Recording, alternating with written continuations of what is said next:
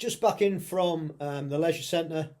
The lane gods were indeed smiling down on us this morning. I got there about 11:30, and there was one lane in, and there was two ladies in. One was doing front crawl, and the other one I'm not sure what she was doing. But by the time I jumped into the pool, that lady had got out, so there was me and the front crawl lady, who was a decent enough swimmer.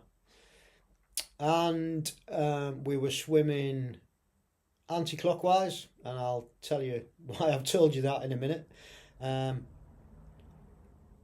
So yeah, we were swimming fine. So I did about 300 warm up, and then by the time I'd finished my warm up, the lady got out, so I was on my own.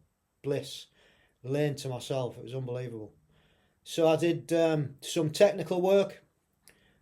What did I do? Doggy paddles. I did fist. I did trail your finger in the water. Catch up.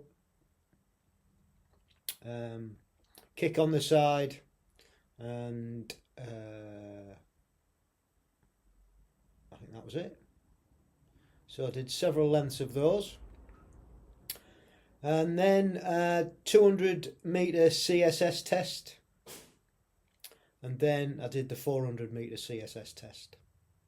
And I'm going to put the times in a calculation in a minute, and I'm going to record it so you can see actually what site that I use, and also how it works it out, for those of you who don't know. So that'll then give me my breakdown of the various speeds that I should be swimming at when it's really easy, medium, hard, really hard. I think there's five different zones that it gives you, and the times that applicable to each zone. So I've jumped on to myprocoach.net, and it's got a critical swim speed training zone calculator, and it's free.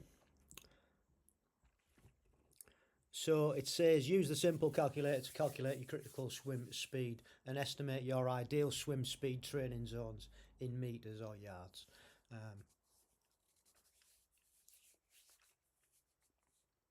So it estimates your pace per 100 that you would maintain during a maximal 1500 metre or a yard time trial. To test the CSS pace, you would swim a maximal 400 and 200 metre time trial within the same session. And that's what I did. So let's put the times in. So for my 200, it was 3 minutes 40. And for my 400, it was 7 minutes 52.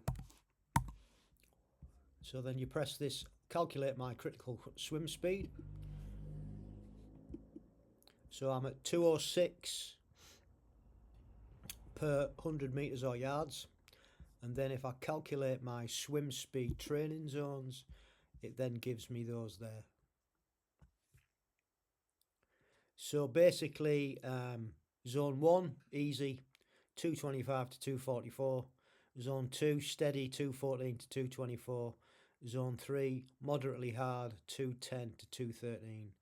Zone 4, hard, 202 to 29. And Zone 5, very hard, 153 to 201. And that's it. That's as simple as that.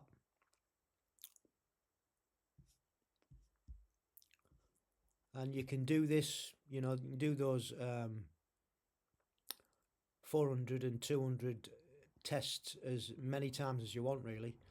And keep an eye on where you're at and what paces you should be swimming at.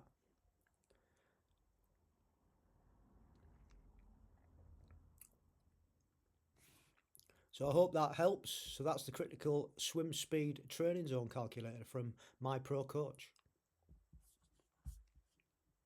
So yeah, like I said, it was a good session.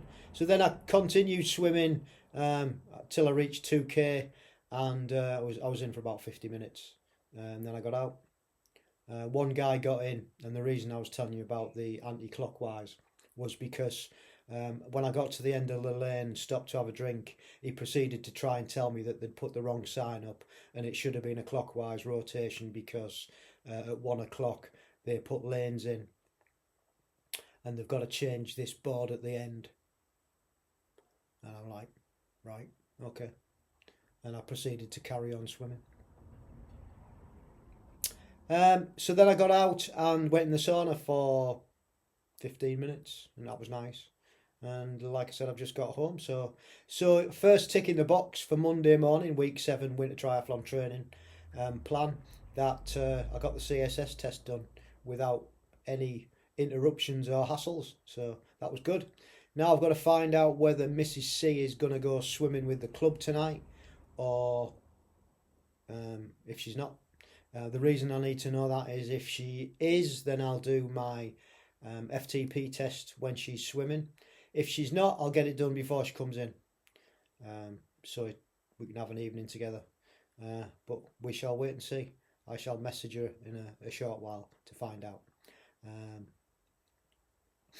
So I'll see you on the other side when I do the FTP test. Right, so we're going to do the FTP Ramp Test Lite, and the reason for that is because it's for smaller athletes such as myself, less than 60 kg, and that's what they recommend doing, so that's what I'm going to do.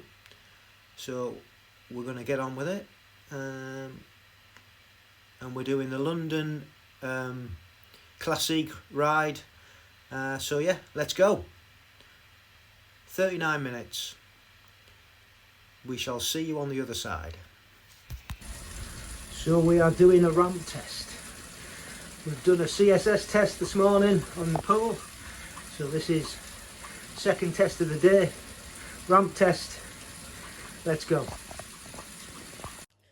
Tuesday morning, just in from work and just had a bit of lunch. Today's HYROX session day. We're on week 7 of our winter training plan. So Tuesdays are always HYROX. And the progression today is going to be an increase in meters on the ski erg and on the rowing machine. So it'll take me up to 850 meters on each. I'm going to increase the pace for 4 of the runs on the treadmill.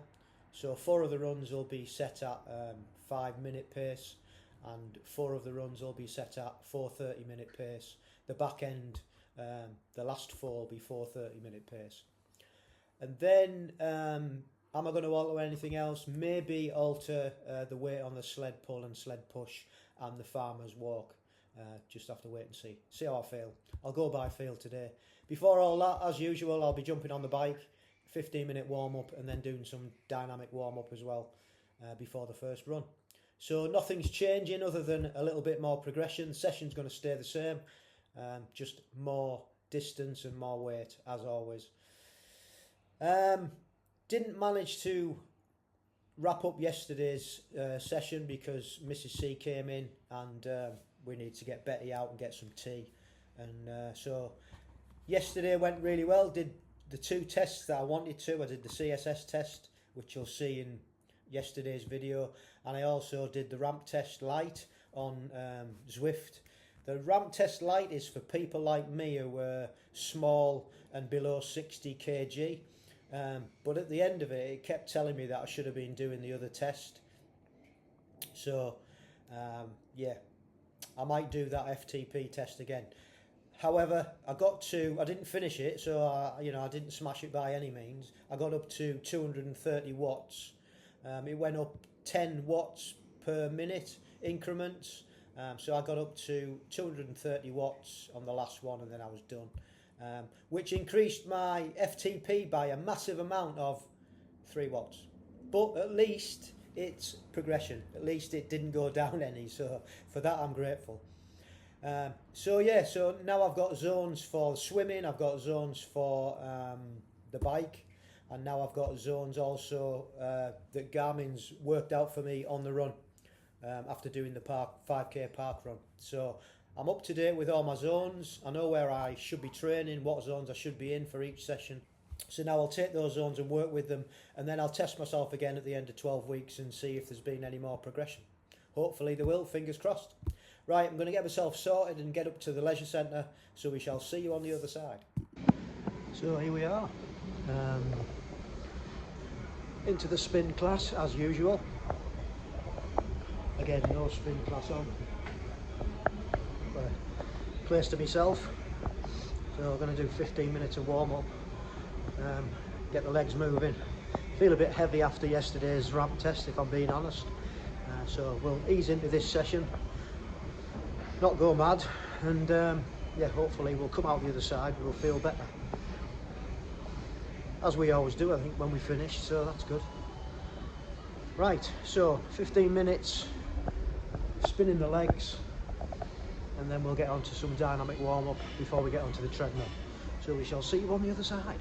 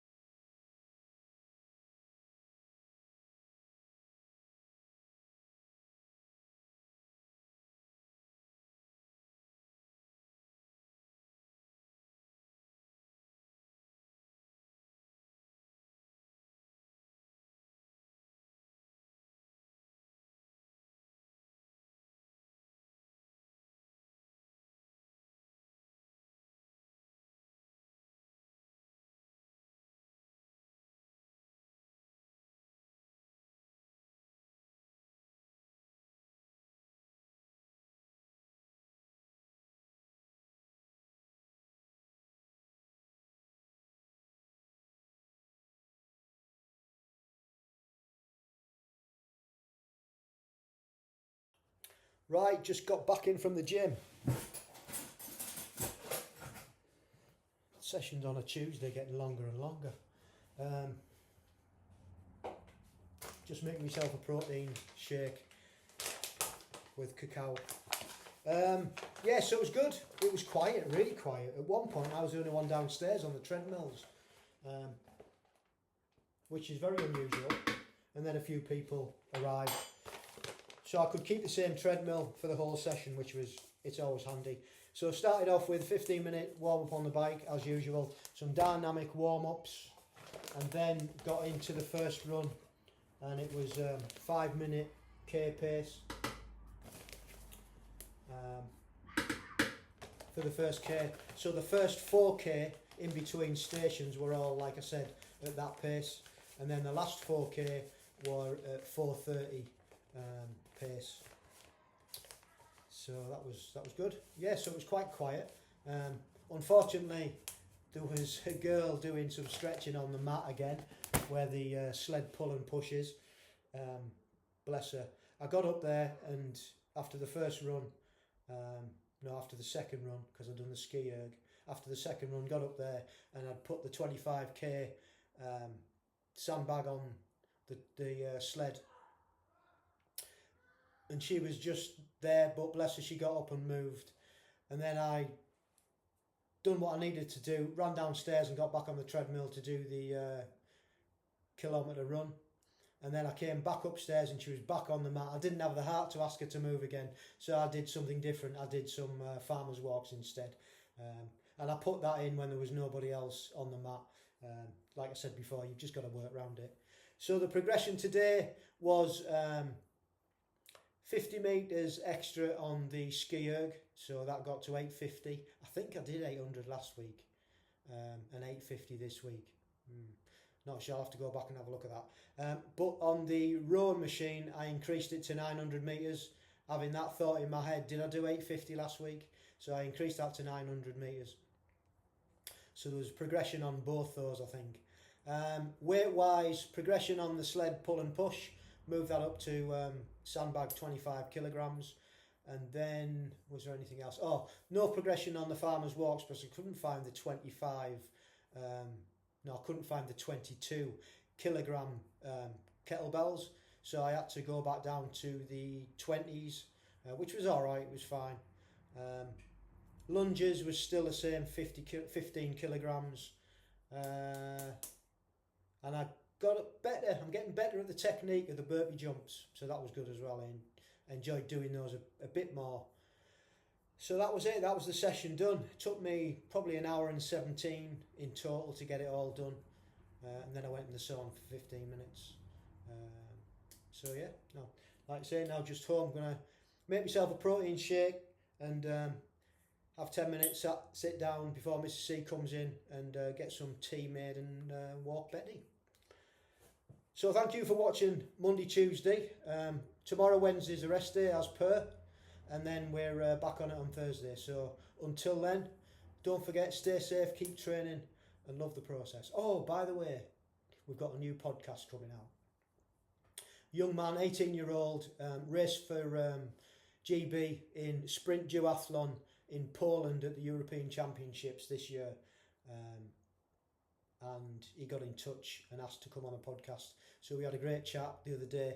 So his podcast is dropping on Wednesday. So give that a listen. That would be much appreciated. So yeah, thanks for watching. See you later.